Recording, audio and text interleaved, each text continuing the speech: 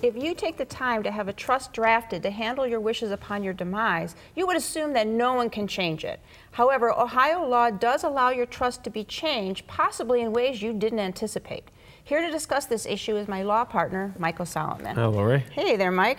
So if you set up a trust that handles your estate plan and what you want happening, how can anybody make any changes? Well, as you know, most trusts, when people set up a living trust, on their death, the trust becomes irrevocable, and then the trustee has a fiduciary duty to follow the terms of the trust. However, in certain situations, a court can order the trust terms to be changed or the trust to be modified if all the beneficiaries agree. So how does the court decide whether to terminate or modify a trust? Well, what they do is they look at the material purpose of the trust, and if they feel that it's appropriate, they can terminate the trust. If they feel that doesn't impact the material purpose, they can modify the trust.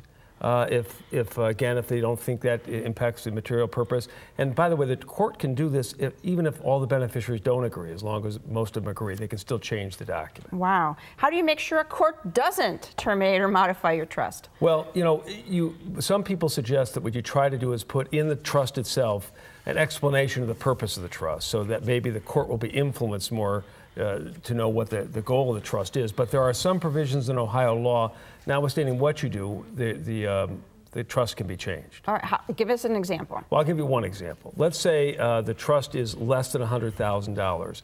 Under the Ohio law, if the trustee determines it's not cost effective to still have that trust, they can liquidate the trust. You can't do anything about that. You can put nothing in the trust document that will change that. Let me give you another example. Let's say a husband's trust provides on his death, the income's available to his surviving spouse, and then after that it goes to the children.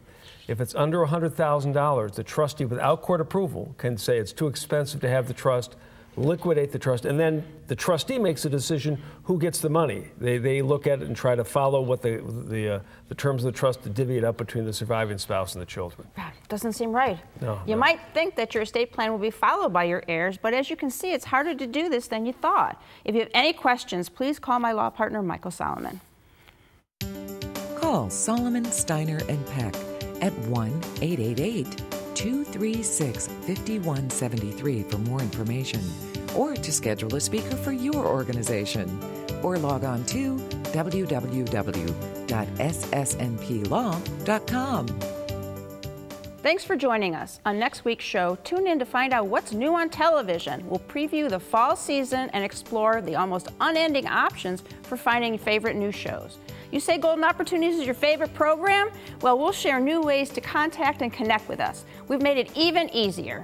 And if your smile has gone into hiding, we'll find ways that you can begin to grin again. But until then, please remember to make the most of your golden opportunities.